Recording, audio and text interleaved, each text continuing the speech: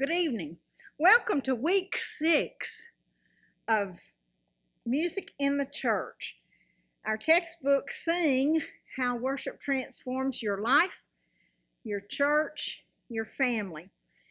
3 weeks ago, I taught my math lesson, which was very short and sweet and somewhat accurate, not terribly so, for math class because I don't teach math.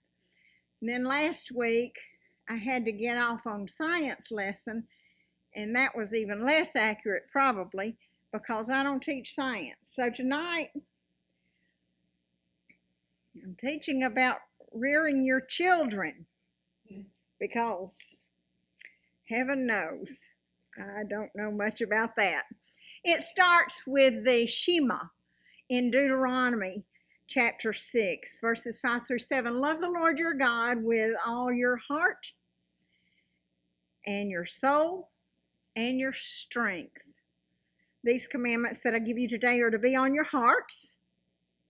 Impress them on your children.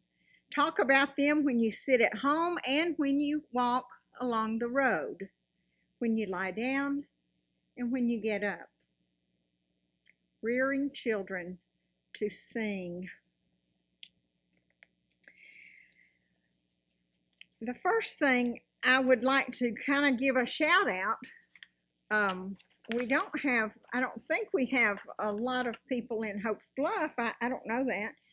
But I do know that we can give a shout out to people in Tennessee, Georgia, Florida, Rhode Island, South Carolina, and New Mexico. So shout out to those folks who I know for some reason are spending Wednesday nights in Hopes Bluff. So I'm real thankful for those people. But for those of you closer, or even if you're like a mink coat, a fur piece away, you are still welcome to get a book for the remaining few lessons, or if you would like any of our handouts. I think they might amuse you or inspire you or make good birdcage liner, either one. Tonight, I would like for us here to start on the yellow sheet, and I'll tell you the explanation of it. This yellow sheet is a list of songs, folk songs, patriotic songs, hymns and Christian songs, spirituals, lullabies, preschool songs, historical songs, Christmas, other holiday songs, cowboy songs, and songs from other countries. This came from a list several years ago of the 100 top songs that everybody ought to know. And when I gave this list to my music class, just for my own purposes, I wanted to see, well, for one thing, where did they go to kindergarten? Where did they go to elementary school?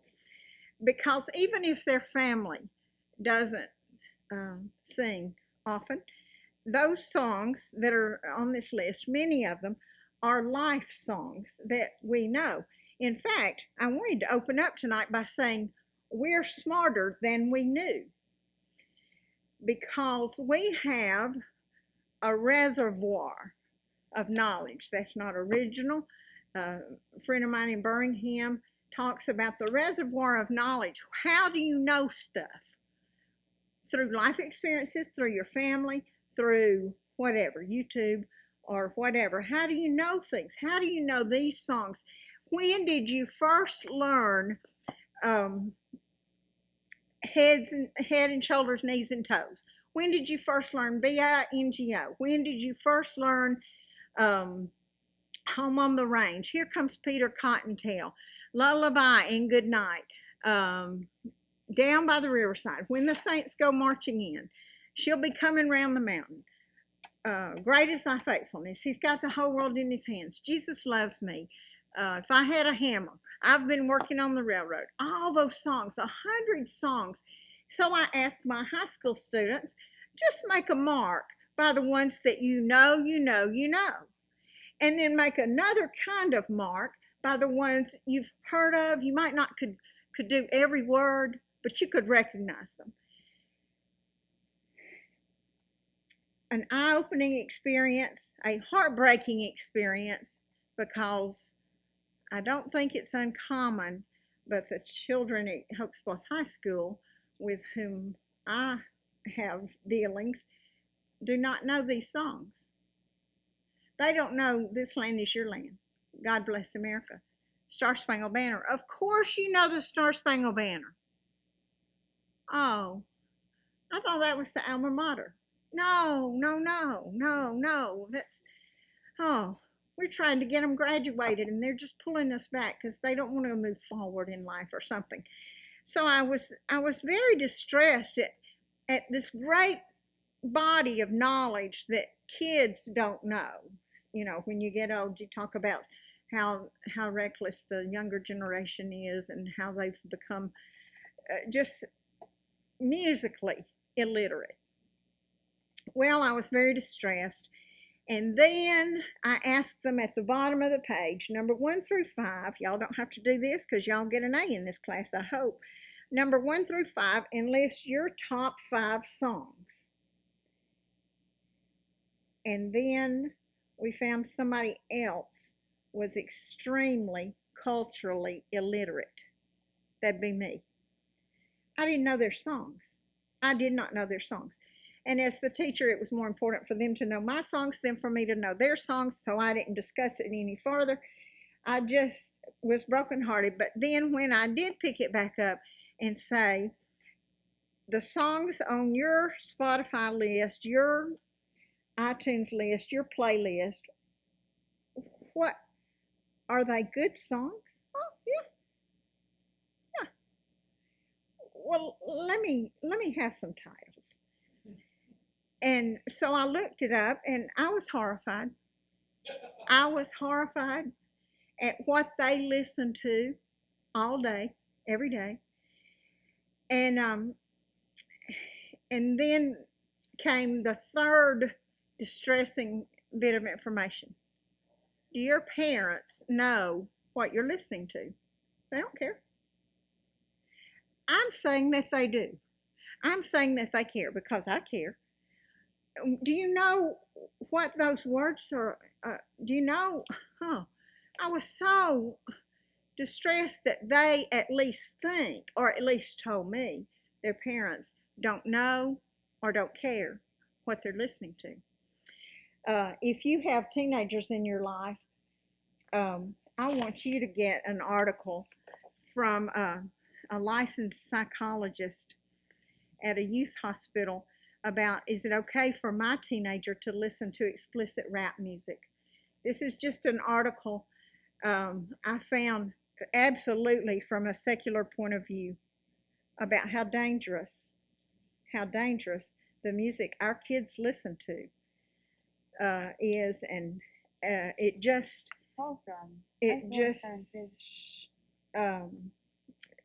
stunned me. Well, that's an article. I didn't want everybody to have it because we don't all have teens. But if you know somebody who has a teen, is it okay for my teen to listen? You know, it's just listening to music. It's not really doing anything with it. Or maybe not. So this was the first list. I invite you to take it home and have some fun with it. Now, it's the songs that we all should know. And most of them we all do know. But I thought I knew a lot of music. But there are some songs on this list I do not know. And especially those in from other countries and other foreign words. I don't know. But I want you to have fun with that yellow list about the songs our kids should know. And thankfully, here again at our church, we have a daycare, and they just hit on just about all these preschool songs. Just fun songs. Learning to count, learning sequence, learning comprehension, learning all those little details. And we know things are easier learned the younger you are. I had friends who were missionaries for years in China, and while they struggled day after day in language school, learning dialects, not just Mandarin, but all these other dialects, their kids were on the playground speaking the dialect of the people they were around. And they didn't ever know that Chinese was supposed to be very difficult to learn. The kids just learned it. And so they came out and speak 2, 3, 4 languages. Shame on us for knowing Southern English and Igpay Atenlay. Also, in the history of hymnody, I found the most interesting article about how John Calvin, who was kind of important in church history, he insisted that the way to sing was to sing the psalmody, Psalmody, the psalmody, singing the Psalms. We do that for centuries, of course. About 100 years earlier, John Calvin insisted that you have to do it, if you want to do it right, and he was all about doing things right. If you want to do it right, you need to sing only the Psalms. I don't know what he did with that verse that says sing in psalms and hymns and spiritual songs. I don't know. I didn't ask him that, but he did want us to sing the Psalms, and generally they were in a monotonous sort of chant with no instruments. They were back and forth, an echo thing, but between the chancel and the nave, and we're going to talk about that next week because y'all are in the nave, in the ship, and that's the chancel. We're going to talk about that a little bit next week. But John Calvin said, we'll have a church clerk to sing out a note, and then you're going to repeat what I sing. Now, for example, and we may have to edit this, and if we don't, forgive me, Lord, first, and the scores of other people who will be in the Bible. In Psalm 148, verse 7, it says, "Praise the Lord from the earth, ye dragons and all deeps, fire and hail, snow and vapor, stormy wind, fulfilling his word." When that was translated before the good King James did word for word and put it all into the canon and whatever he did, Psalm 148 verse 7 yielded a really strange translation. So even though, and I trust the Lord will know our hearts, we're not making fun of John Calvin or anybody who sang the Psalms in this manner. But I'm going to start us. I'm going to be like a church clerk, and y'all just respond, an echo, if you will. Ye monsters of the bubbling deep, ye monsters of the bubbling, your master's praises spout, your master's praises spout. Up from the sands ye codlings peep, up from the sands ye codlings peep, and wag your tails about, and wag. That's what they did. I didn't do that. I thought that has to be wrong. But and from that experience, a fellow named Isaac Watts left and said, "Dad, the music is so boring." And Dad said, "Well, if you think you can do any better, you just try it." "Okay, Dad." And he went on and became the father of English hymnody, wrote more songs than any other fellow from England. So that was an experience, but we still hear the cry of Isaac Watts today. The music is so boring. I don't want to sing on car trips anymore. After they get second or third grade, they're done with singing on car trips. And then sometimes they'll revert to singing songs you don't want to sing on car trips. But they don't they don't hold to our yellow list of songs that kids should know. Kids should know. They don't do that so much anymore. Um, so how do you get kids to sing?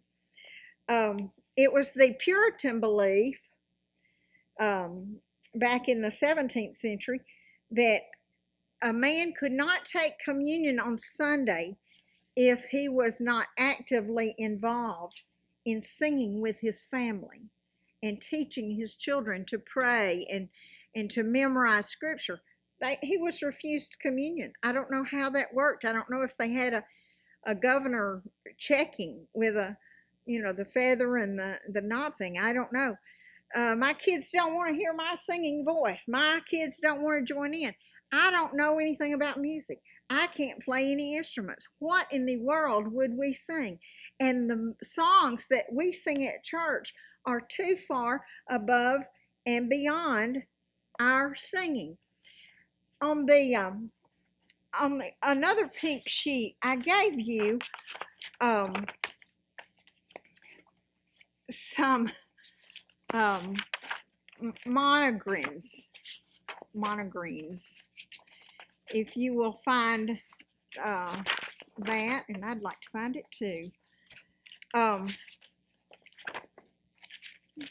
Sorry. Does anybody know what monogreen?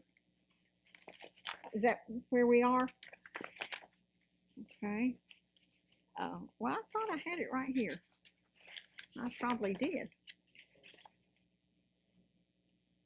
Okay. Yeah, it's one of those pink sheets. Monogreens are when you learn the wrong songs. I mentioned last week, driving along in the car and the radio's on, and thank you, and the singer sings the wrong words. Monogreens are words or phrases that result in hearing or mishearing, misinterpreting a statement or a song. They're also known as oronyms, as opposed to homonyms, synonyms, antonyms, all those things. Examples of monogreens, the kid says, attention, salute, pledge. I led the pigeons to the flag. And the answer, my friend, is blowing in the wind. And the kid hears, the ants are my friends. The ants are my friends. America, America, God is Chef Boyardee. On and on. These were so funny because I can hear them. The bright Louis Armstrong singing What a Wonderful World, the bright blessed day, and the dog said good night. And just, it really happens a lot in hymns. I want to sing that song at Easter about Gladys. We don't sing a song about Gladys. Yeah, Gladys the cross-eyed bear. I've been working on looking like a cross-eyed bear instead of saying gladly the cross I would bear. Lead on, oh kinky turtle. I don't know what kinky turtle is, but and then surely goodness and mercy. And then I've got friends in low places. Come on down to the sausage gravy, if you know what I mean. All those funny things. Well, kids, that's priceless when they're learning words like that. On your CD, I've got a story of these in church at a church with no musical accompaniment, but it wasn't the child making up the words, but it was the mama. Just as I am, without one plea. And how the daughter was so embarrassed. I think you'll really like that story on there. There's a tall tale on there too, just for your enjoyment. But don't be driving when you're listening to the tall tale. He is a Methodist preacher, by the way. Just won the Liars Convention 14 times. But those are fun things to do, and they're fun things. When we all get to heaven, we'll sing and shout the Lick to Lee. I remember singing that so loudly. I didn't know that it wasn't a word. Lick to Lee wasn't a word. I don't know where I thought or what I thought Lick to Lee was, but I knew that we would sing and shout it, and we may do it one day. We may sing and shout the Lick to Lee when we all get to heaven. But it's a time when we're looking in our book. It tells us to sing with your family and develop that understanding. And the kids will pick up the tunes, they'll pick up the words or make them up, and then they'll be in their heart for years to come. My friend in St. Joseph, Tennessee, I don't know how we grew up in knowing the same songs. I don't know where she learned them. I guess from her mama, and then she taught them to her children and her grandchildren about I'm in the Lord's army, yes sir, or Zacchaeus was a wee little man, or down in the heart I got the wonderful love of the blessed Redeemer way down in the depths of my heart. And that, to be honest, there's a song on there on that yellow sheet about there's a hole in the bottom of the sea. You may not have learned all the verses of the hole in the bottom of the sea. You got to fill the hole up. And so by the last verse, and we're probably not going to sing this Sunday, but the last verse of that great song is, there's a germ on the chigger, on the flea, on the fly, on the hair, on the wart, on the frog, on the knot, on the log, and the hole in the bottom of the sea. There's no hole. We filled it up. That's really, good stuff to learn. But seriously, children should learn to sing. And even if they're teenagers, somehow the sweet things in my life are going to endure me this year, and they're going to learn some of these songs. They're for sure going to learn the national songs that and some of the holiday songs that just everybody needs to know. And if I can in any way turn them from what they're listening to now, I will be a wee bit happier. There is a YouTube sensation, 1.5 million followers on YouTube and Facebook and Instagram. It's a little girl, and when she was about 18 months old, maybe not even that old, she began singing, and her mother, dad, filmed it. Her name is Grace Anna. Grace Anna Sings is the name of her website, Grace Anna Sings. This little girl was born with all sorts of disabling conditions, extreme vision problems, not necessarily completely blind, but almost, dwarfism and everything. She can't walk, she can't do much, but my goodness, she can smile and she can sing. And so she sings everything. So I had to read her book, and sure enough, as I suspected, the first year, almost 2 years, she was in the hospital, and her mother was with her the whole time and sang to her all the time. So she really began singing before she began talking. And I'm not talking about trivial, Mary Had a Little Lamb, B-I-N-G-O. There was a farmer had a dog, B-I-N-G-O. Wasn't trivial things. It was hymns and praise songs, contemporary Christian music, old hymns, gospel music, and not just a phrase or not just a chorus, but words and words and words and words for this little bitty, extremely disabled child to learn to sing. She's amazing. Whether she sings something I know or whether, right now she's 7, I think, and she's learning to sing harmony. And she has quite an ear for harmony.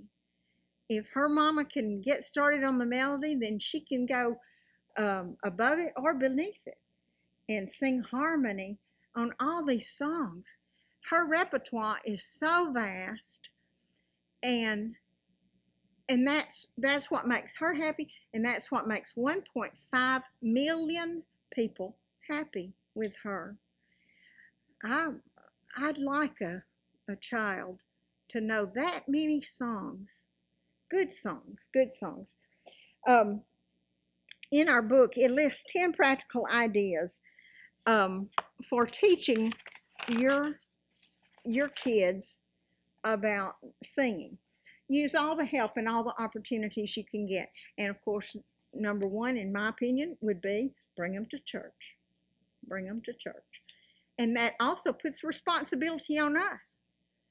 I'm so thankful for those, many of you through the years have done the musicals with the kids. You've had the kids in Vacation Bible School. You've had the kids in Sunday school. You've taught all these songs. We're not ever talking about the quality of your singing voice.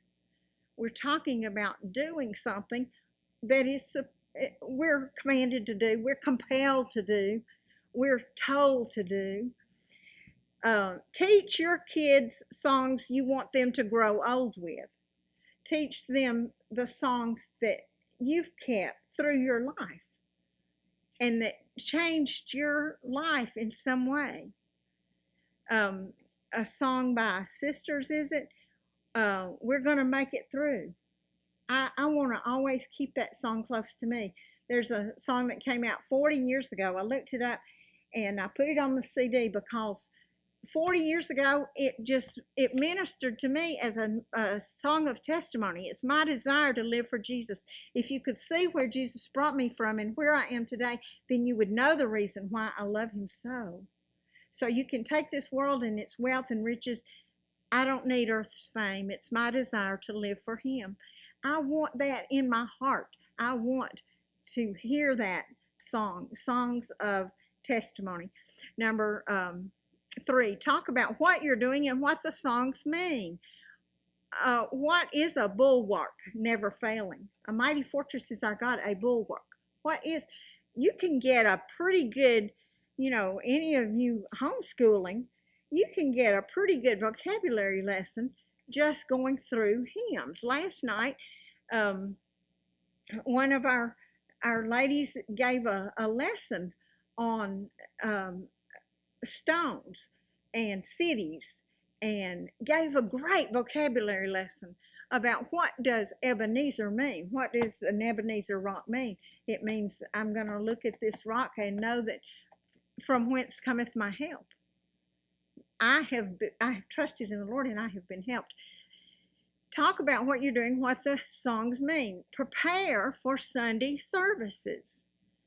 We've had through the years, we've had an array of kids to have to endure choir practice. And whether they were children or grandchildren, they've come in here and they've had to color and they've had to keep busy during choir practice. And then they left here and they knew the songs. We were still using the books. We still use the books for Amazing Grace and God is so good. But kids don't. Kids know. And they left here after choir practice knowing our songs. I'm pretty impressed. Prepare for Sunday services. Model passionate participation in the services.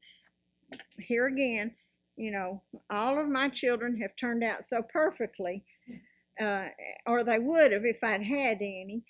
But I just have an idea that it is true. If you stand there, bump on the log, worship is a participatory event. And so if you stand there making it into a spectator sport, likely your children will also. I'm pretty sure that's correct. Y'all can correct me on any of this after a while. Be aware of all the music your kids are into. That's when I got off on that tangent about parents. I'm just going to make a blanket statement, and it's certainly not every parent, but parents don't know what their kids are into. By that article, by that psychologist, it gave replacement songs.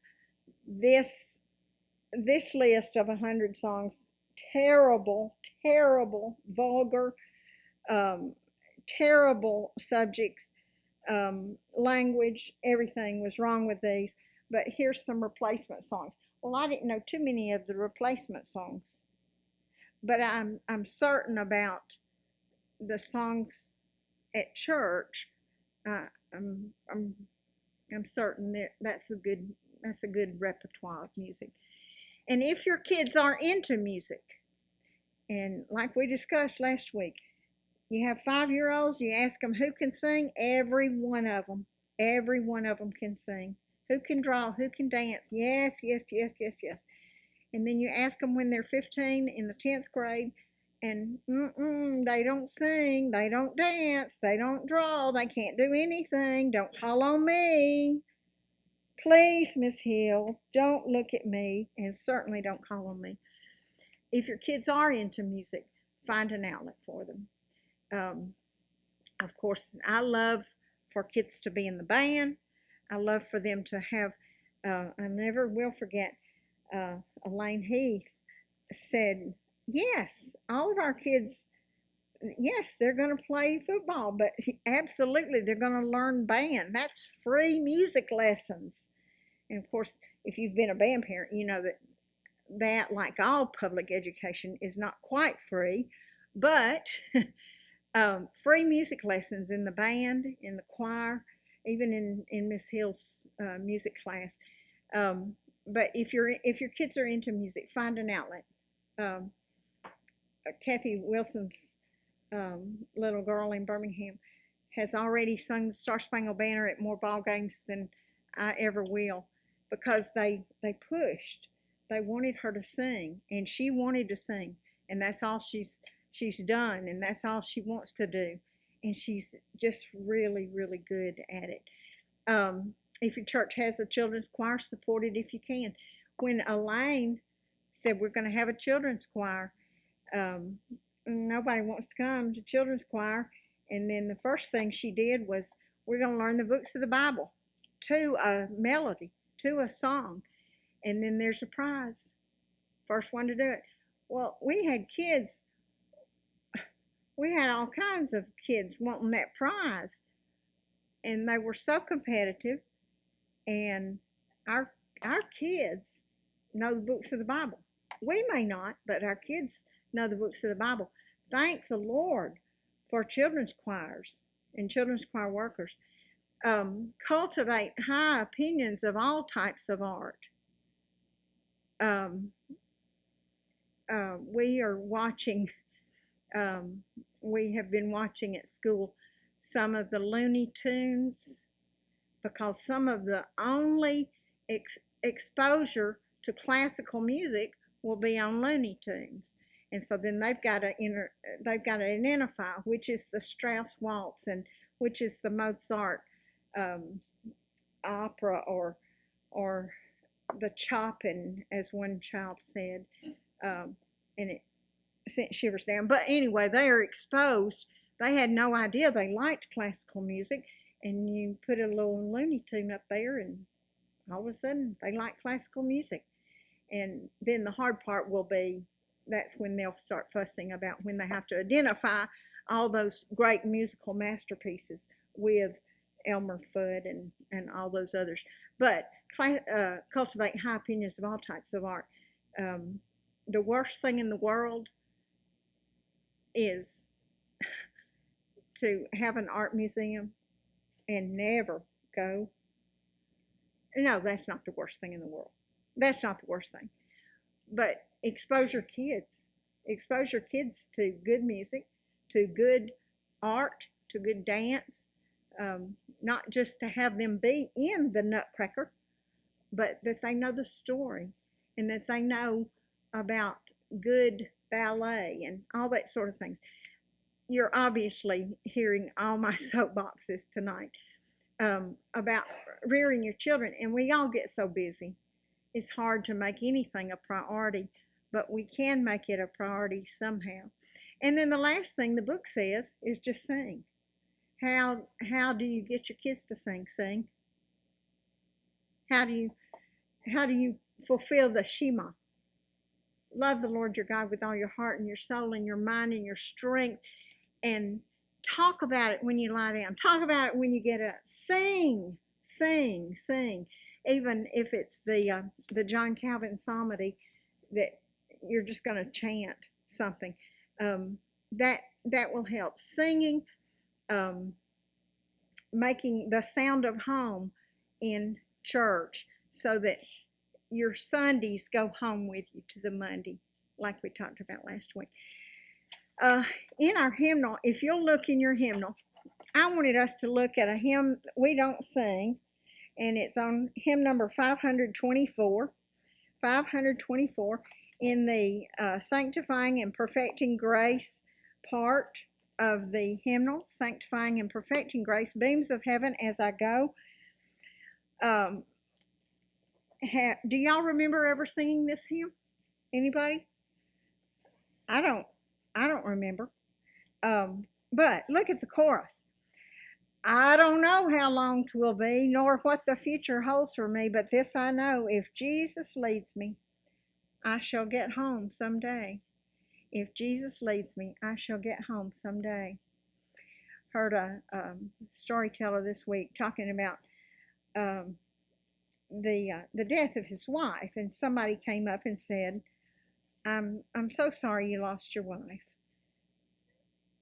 And another storyteller was hearing that, and she recounted when somebody came up and said, I lost my husband a few months ago.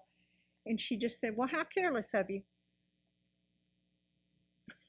How careless of you.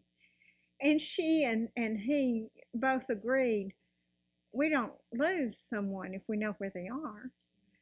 It indicates that someone's lost and they don't know how to get home. They're home. They're home. They're not lost. They're not lost to us because we keep them alive in our memories. This was written, if you'll notice on the left side of the page, 524, Charles Albert Tindley in 1906. Oh, what a story. What a story. Charles Albert Tindley had no formal education, and he was finally hired as a janitor in a church, a huge church. And throughout his life, he served as the janitor and took what we would kind of call correspondence courses. He went down to the synagogue to learn a little bit of Hebrew language. And then he came back, and as a Methodist janitor, he ultimately became Dr. Tindley and became pastor of the church. And they named the church for him. Great story on one of the pages about Beams of Heaven As I Go. He wrote so many hymns that are just from that time and that mindset of such oppression at the turn of the century, such oppression coming out of the Civil War. And his father was a slave, his mother was not. He could have been free, but they all stayed together. And oh, what a testimony he had as a Methodist pastor, and what he contributed to our hymnal, and certainly to hymns all over. Finally, in our sing book, once again, I wanted to call your attention to the back of the book, page 147, under the notes. We are given 29 citations of where this material came from. I know it's a little book, but I would recommend this as a research project. Keith and Kristen Getty gleaned from 29 wonderful sources. So I begin, as we go through, and the more I go through this book, like this week, for example, one of the quotes came from Sally Blythe, The Genius of Natural Childhood, Secrets of Thriving Children. and she just talks about the importance of children learning to sing, and on and on. David Kinnaman's book, Why Young Christians Are Leaving Church, Rethinking Faith. There was a book at the end, number 29, Bob Kauflin, Worship Matters. A wonderful book. I just did a wish list, just to try to get these books for our church. I still contend people can still hold a book and read it and enjoy it, but just to get these 29 books, less than $300, $262. I don't know if our church needs to rethink and have a church library or a lending book program or something, but I think anything we can do to help our church.